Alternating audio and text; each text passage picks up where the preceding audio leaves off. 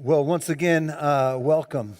Glad that you're here. I'm glad that we're able to worship together. Again, whether you're gathered here in person or you're online, we're going through this book together. And if you haven't gotten a physical copy, maybe you got a digital copy of it. Hopefully you are. And you're kind of able to follow along with us. There's various practices that we're seeking to do together as a church family to retrain ourselves and to kind of re-understand our life with God and to try and do this on a regular basis. This is a good thing for us to do, especially as we lead up to Easter, as we're in this Lenten season, to kind of lead up to the celebration of the resurrection on Easter Sunday. And so we're seeking to do this. Hopefully it's been an encouragement to you. I said this earlier, but my name is Brian Robertson, and if you are newer to our church family, if this is maybe one of your first Sundays here, I'll be up here in the front. I'd love for you to come and introduce yourself to me. If you're on the online campus, we'd love to have you connect with us. Let us know that you're there, and we'd love to reach out to you. Let us know how we might be able to pray with and for you. Hopefully, if you stick around for a little while, you would feel less like a guest and more like family. And hopefully, this would be a place that you would feel that you can pursue a life with Christ together with brothers and sisters. So grateful to have you with us. We've been studying this book, and we've been trying to understand our life with God. And one of the things we've been saying over these last few weeks is that if we just kind of live in the normal ways of life and just the trajectory that we have in our life, that our souls can be depleted of energy, that we can just be tired, that our lives physically and emotionally, but also spiritually, we can just kind of have this kind of drain of our energy. And yet, hardwired into the creation itself, hardwired into the way in which God has made this world and how He's made us, is to be filled with His Spirit, filled with His grace, filled with His power that would revitalize, bring life back to us, that we'd be able to continue to live in His goodness and in His grace and in all of its abundance and all of His joy that He's called us and He's led us to live. But we're going to have to learn to train ourselves in that way. And so this is what we're seeking to do. These last couple of weeks, we've looked at the gift of, or the energy of grace. We've looked at the energies of God in His creation. And again, we've been trying to understand how to practice these things along the way. Our job is not to manufacture our own formation. Our job is not to manufacture our change in our hearts and our life, or to kind of pull ourselves up by our bootstraps, as it were. But our job is to remain available to the eternal qualities and energy and grace of God that's available to us all the time. And our job is to remain available to that. And to practice these things, to see the Spirit of God make some changes in our life to refresh and revitalize our souls along the way. This morning we're going to talk a little bit about the energy or the grace, the power that we see in the natural world around us. And how this natural world around us can revitalize, can speak into us, can breathe new life into our weary and dry and kind of depleted energy of our soul, that we need the natural world around us, and how that can speak into us and how it can be fresh for us in new ways. We've said that all these energies that we see of God, or this presence of God, we can see as it's hardwired into creation itself. So we're looking at the creation account. And what we learn about God, the qualities we see of God in the narrative that we see in Genesis. So in Genesis chapter 1, verses 9, and the natural world, quite honestly, is all throughout the created account, which kind of makes sense. God is making everything. It's all right there. But let me just read a few highlighted portions from Genesis chapter 1. Genesis chapter 1, verse 9, God said, "Let the waters under the sky be gathered to one place, and let dry ground appear," and it was so. And later he says, God said, "Let the water teem with living creatures, and let birds fly above the earth across the vault of the sky." And God said, "Let the land produce living creatures according to their kinds, the livestock, the creatures that move along the ground, and the wild animals, each according to its kind." And it was so. And God made the wild animals according to their kinds, the livestock according to their kinds, and all the creatures that move along the ground according to their kinds. And God saw that it was good. So we see in the fabric of creation, you see the natural world, but not just in this Genesis account. All throughout the scriptures, in the Older Testament and the Newer Testament, we're told that the invisible qualities of God can be seen in his natural world.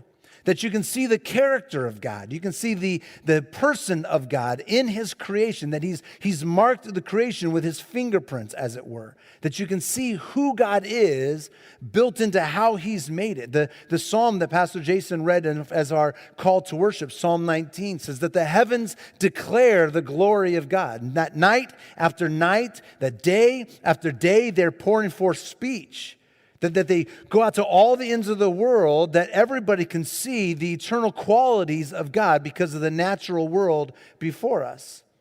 And then the Newer Testament book of Romans, the Apostle Paul tells us in Romans chapter 1 that the eternal qualities of God can be known by all people because they've been plainly seen before them since the creation of the world. That you see the qualities, you see God himself, you see the nature of God and his character in the creation, in the natural world that's all around us all the time. Now, hopefully I don't have to tell you this, and hopefully you know me well enough, or hopefully you know the scriptures well enough, but I'll say it anyway, that God is not the same thing as his creation.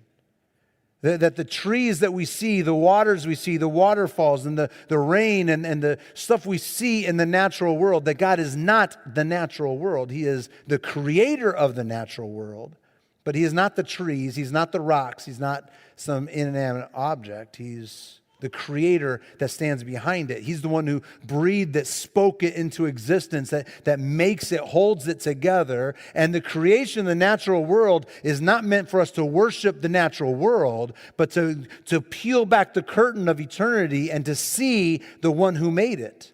And to worship and to honor and to adore the one who made all things. To not worship the thing itself, the natural world, but to learn to have it draw our attention back to who God is and to worship God for who he is. He has made all these things.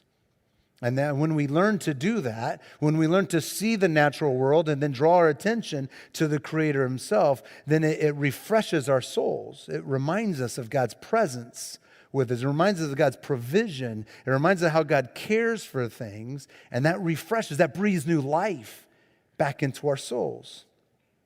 Now, many people, I would assume, many of us would agree that being out in creation itself, there's something just physically good about getting outside on a nice day. There's just something really good about enjoying good weather. When you walk outside and the sun is shining and you can just kind of sit out there or take a walk. There's just something physically good about not being cooped up in a house all day, but being able to get outside. And whether it's enjoying snowshoeing or snowmobiling or snow skiing in the winter, or it's enjoying outside activities during the summer. There's just something good about breathing the air, about being outside. Have the vitamin D from the sun fill you up. And there's just something physically good about that, right? But it's not just physical. There's an emotional health that is connected to our ability to be outside. That there's something emotional that happens, relational that happens when we're cooped up inside for too long and our emotions can kind of get a drain on them. Our relationships can get a drain on them. And I would say even our souls and our spirits can get a drain on them. And it's good for us to be and to notice the natural world, to move. For sure, the natural world has a physical response to us, but it also has a spiritual response. It fills our souls. It reminds us of who God is. Draws our attention to the nature and the qualities of God. The eternal nature of God has easily been seen through all of the natural world. So how do you do that? How do we allow the natural world and the grace of God that we can see all around us, how do we allow that to speak life and to breathe life into us? Well, there's two kind of phrases I want to kind of point us out to that come to mind. And the first one is that the natural world is like a classroom for us. It's where we learn. The natural world can be a classroom for us. In his book, Nilsen writes this on page 82. He says that the natural world is a virtual classroom with the Creator God as its primary teacher. And the writers of Scriptures, we already looked at already a little bit, but the writers of Scriptures would regularly point out how the natural world teach us of the nature of God, who God is. That it's like a classroom, it's a virtual classroom with the Creator God himself as our primary teacher. Jesus in the Gospel of Matthew chapter 6, he says, I want you to consider the birds of the air. I want you to consider the lilies of the field. Look at them, notice them, see how God prepares for them and provides for them and cares for them. Are you not much more valuable than they? He's using the natural world to teach us of the provision of God and how God cares for the natural world, and in the same way that he cares for us. The natural world is a virtual classroom for us with the Creator God as its primary teacher. Its primary teacher. The world can teach us of who God is, his nature, his qualities. And there's a couple of ways in which this natural world can be our virtual classroom. And the first way is for us to understand or to look at the intricacies of the design of the world. How the world and the natural world has actually been made. When you take time to notice, you notice not only the details of how it's been made, but how it's interdependent. How everything works together just perfectly in the exact way it's been designed. How our earth is tilted just the right way. How it's just the right distance away from the sun. How things work together, all together for one another. It's just perfect in perfect balance. When we notice that, and when we see the design and the intricacies and the details of the natural world before us, then we can stand in awe and wonder and be reminded of the truth that God has provided, that God has breathed this together, that he's the one who holds it all in perfect balance. And that draws our attention and draws our worship to him, and it fills our souls. It fills our souls. And our worship of God deepens, and our understanding of his provision deepens, and our souls are refreshed, and we have energy, that we recognize that this world is wonderfully made, that is perfectly held in balance.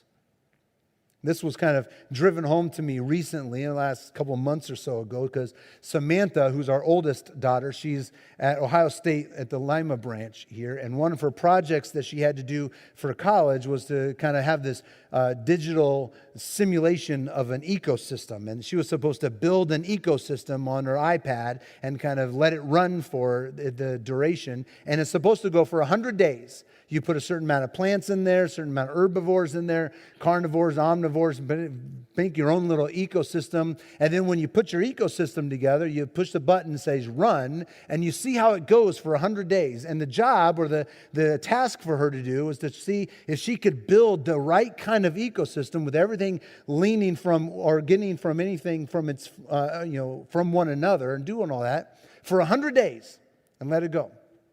So she puts all the things together, hits it, and it goes, and then a couple things just die, like right away. Like goes for like 10 days, and then half of it just dies, and just doesn't go. So she brings her iPad downstairs, and she says, hey guys, help me out with this. And so 4 or 5, maybe all of us, I'm not sure, we all gather around the kitchen table, and we're all taking turns on her iPad, trying to figure out how we're going to make this stinking ecosystem work, and how it lasts for a whole 100 days.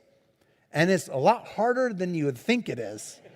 It is a lot harder than you think it is. I mean, I got this, and so I pulled it. I said, "Hey, sweetheart, let me try and take care of this. I got this. I got this." And so I put it all together. I'm thinking it's going to be perfect, and I hit the run button, and it goes really great. You see these little things. Oh, things are going, and then they're dead, like right away. Boom. Like that. It was harder than you think it is. And this is what I learned in that little project. I don't even know if we ever got it to work. So she passed the class, so that's a good thing. But I don't know how we got it to work. But here's what I learned in that little college project that we were kind of working on. This world is marvelously complex and really intricate and interdependent, and so much more than you can ever really begin to understand or realize. The power, the majesty, and the knowledge of a God who would speak it into existence and hold it in perfect balance. Well, it causes me to say what the psalmist says in Psalm 139. I praise you, for we are fearfully and wonderfully made, that this world is marvelous. And it drew my attention to worship the God who has made such intricate design and detailed designs along the way. Sadly, our pace of life rarely allows us to do that, right? If I could confess to you, most of the time, my life is run at such a pace and such hurry that I can blast right past most of the stuff that I see. And I don't notice the intricate design of this natural world.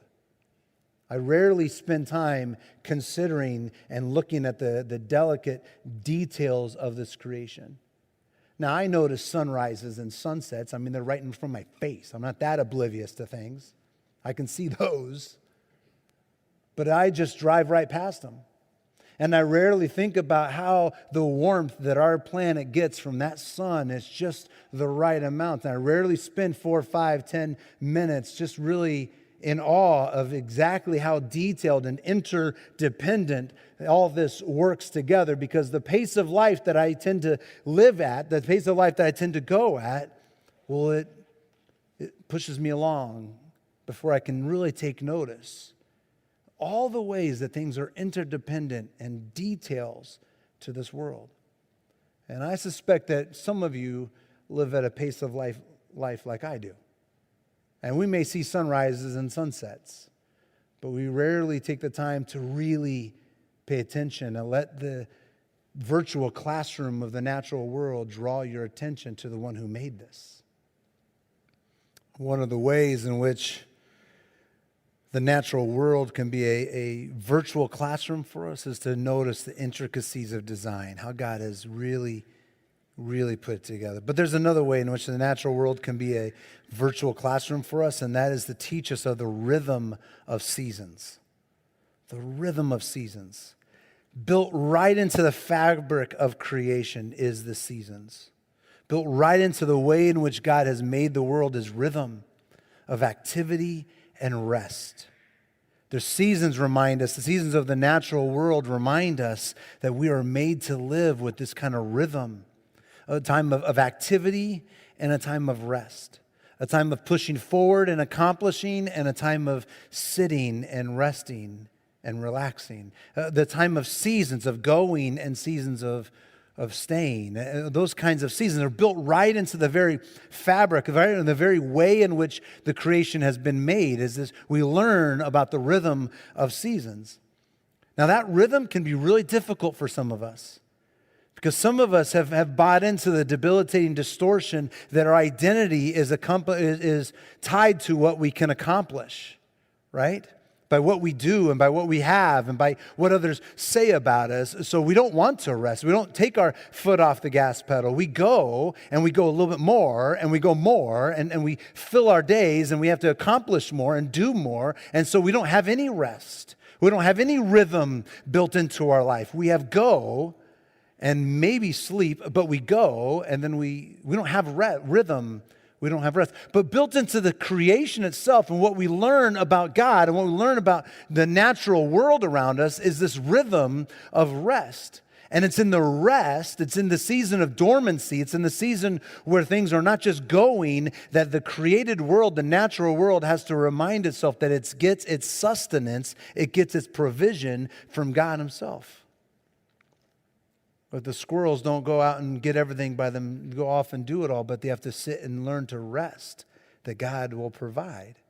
It's in the season of not just activity, but it's in seasons of rest that we realize that our sustenance, our provision is only by the grace of God.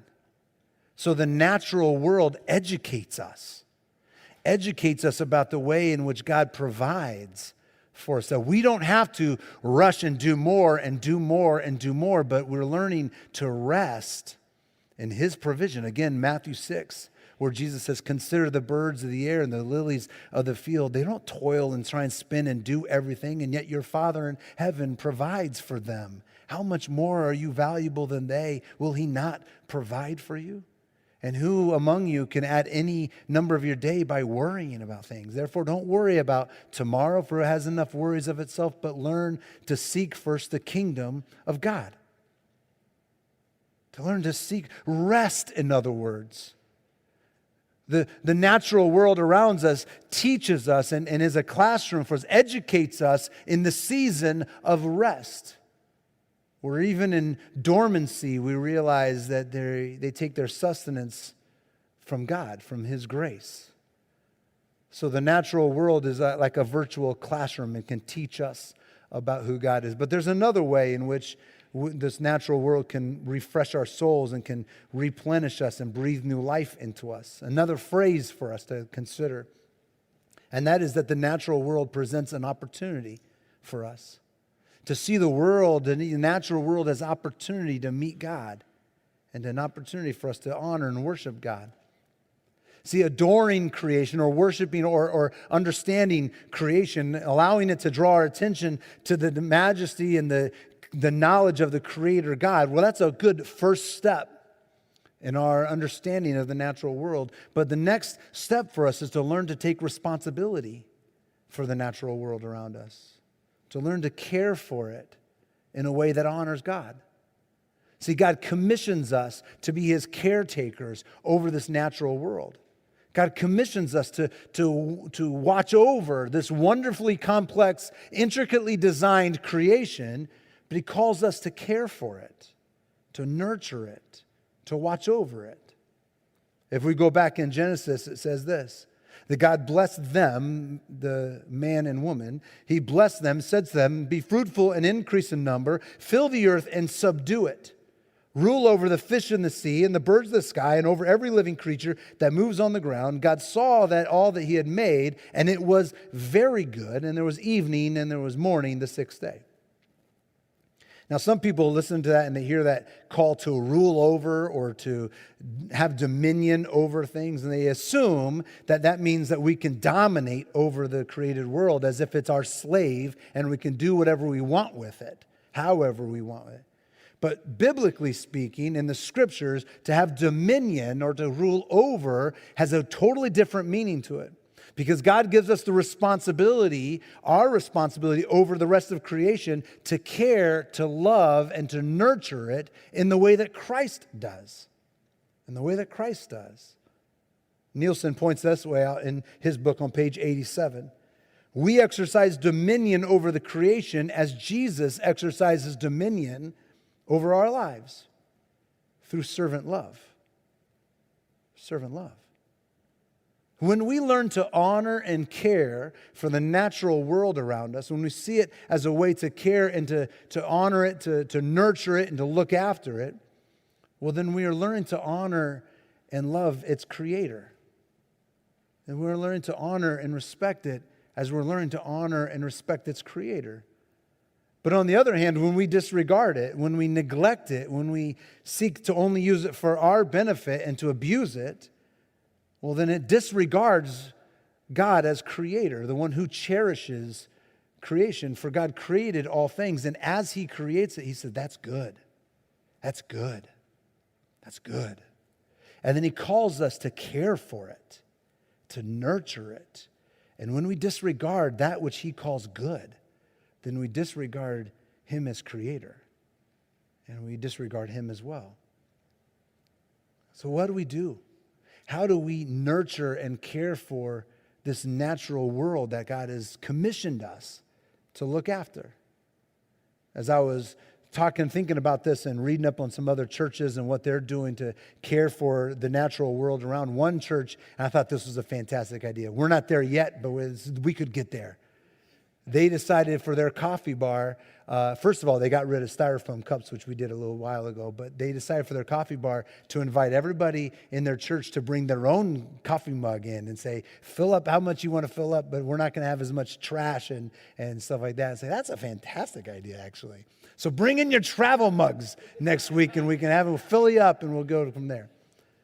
But it's just a good conversation. What does it look like for us to care for this natural world around us? What does it look like for us to exercise dominion the way Christ exercises dominion in our life, to servant love this natural world that He cherishes, that He loves, that He has set into existence? What does it look like for us to do that? We've been saying these kinds of good lunchtime conversations throughout the week, and this is a good one, all right? these essential life questions that would be good to have a conversation about. How can we honor God and our interconnectedness to the created world by how the choices we make? By the choices we make. How do we honor God and our interconnectedness to the world by the choices that we make? How do we do that? Because care and protection over the natural world, it should never be a political issue. It's a biblical one. We are called to care for the created natural world that God cherishes and loves and adores. And He breathed into life, and He commissions us to care for it in the way of Christ through servant love. It should never be a political issue. It should always be a biblical one. To seek to learn to live our life in the ways of Christ and to care for that which He cares for, to love that which He loves, to learn to cherish that which He cherishes. And that includes the natural world around us and how we can do that. So how do we honor God? By the choices we make and how we interact with the natural world around us. That's just a great question. Have fun with that at lunch. Have fun with that this week. Just be a good idea to see how that goes. And I can't wait to see your travel mugs next week and see what we can do. We'll fill you up. It'll be all good. See, when we exercise dominion over the world, over the natural world in a Christ-like way, it shapes us to see things the way God sees things, to see things through His lens, to be able to do that. So how do you do that this week? How can we take some progress? What practices can we do, disciplines we can do to kind of go along the way? Nilsen suggests a couple of them. I'm going to give us a couple of them. They kind of go hand in hand, and so kind of bear with me. But the first practice is to notice. First practice is to notice.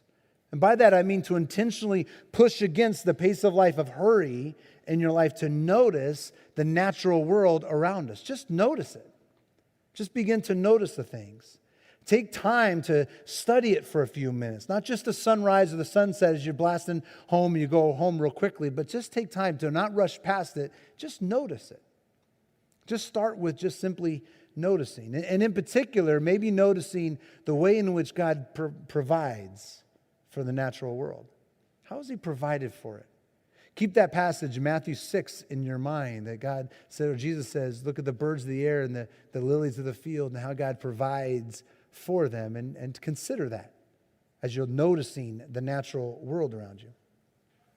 A couple of weeks ago, I had the opportunity to spend just a day of solitude and prayer. I spent the day away just by myself. I was able to bring my Bible and pray and journal and just spend some time with God. I was able to spend the time down at Indian Lake. And it was just a wonderful day. And during that time, I decided this kind of stuff was on my mind a little bit. And so I decided to take a walk. Just kind of walk the neighborhood around, and the lake was just right on my right-hand side. And it was good for me physically to just get outside and to breathe the crisp air and do all that stuff. And that was really good. But while I was on the walk and while I was doing that, and I had this stuff in my mind, this idea of noticing, I began to just kind of look out on my right to see the lake. And it was, mostly frozen. A few people out there ice fishing out there, kind of in their little huts and on their little chairs and stuff out there. And I noticed all what they were doing. But as I walked along, I also saw the part of the lake wasn't frozen. And there's a whole bunch of geese that had gathered around that little opening in the water. And I just allowed my mind to imagine how God provided just the right number of water for these geese. In the midst of a frozen lake, there's a small portion of water that's provided just for these geese. And they're out there making their noise and swimming around, doing what they needed, just what they needed during that time. And then as I turned around, I started walking back to the place I was staying, and I looked onto the other side, and the other side had all the trees and everything else that were all just kind of in dormancy, right? There's no leaves on the trees and anything else. But I allowed my mind to kind of wander, allowed my mind and my imagination to take root a little bit. And as I was walking past all those trees, I began to just be amazed that God is providing just the right amount of nutrients for those roots of the trees to find some kind of nutrients in the ground to stay alive through winter. And I can't imagine what it's going to look like in the spring when leaves start coming again and the grass turns green again. But through this winter season, God is providing just enough nutrients for those trees. Now, I've been to this place in Indian Lake before. I've walked that little spot before, but for whatever reason, I just didn't notice it. Just didn't notice it. So how about this week we purpose ourselves to notice? How about this week, just purpose yourself. Go outside at night and just purpose yourself to look at the stars, to notice them, to look at the trees, to look at the birds, to hear the rustling of the squirrels going on, or to notice. Well, there's just 5 minutes. You don't need to spend 5 hours. You don't need to take a whole day. But let's just purpose ourselves this week to notice. To notice. And admittedly, I admit to you that there's so many times I rush right past it, and I'm not aware of it. But how about this week? We just purpose within ourselves collectively to push against the hurry and the pace of life, and let's notice. Let's notice the created natural world around us. And the second thing that Nilsen points out, which is kind of really connected to notice, the second thing is notice what you're noticing. Notice what you're noticing. Notice the intricate design that you're noticing. Notice the way in which it goes together that you're noticing. Notice the rhythm of season that you're noticing. Notice what you're noticing. Don't just notice the things on the surface, but allow it to be instructive to you, to notice what you're noticing in this natural world. And again, have Matthew 6 in the front of your mind as you're doing that. Consider the birds, consider the lilies. How much more valuable are you than they? How much will God provide for you? Take a day this week. Take a walk. Get outside. Enjoy that fresh, crisp air. Dream of spring coming real soon. But allow it to be your virtual classroom. Notice. And notice what you're noticing. And let's just see how that breathes kind of life into our souls this week. How it breathes into us. Let me pray for us.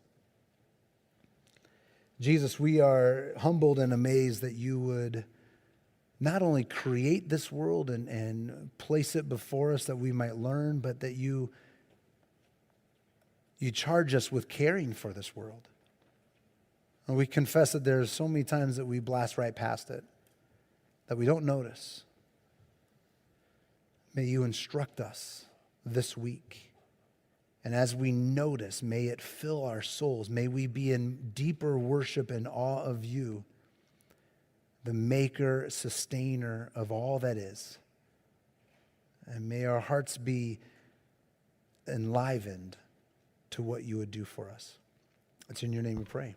Amen.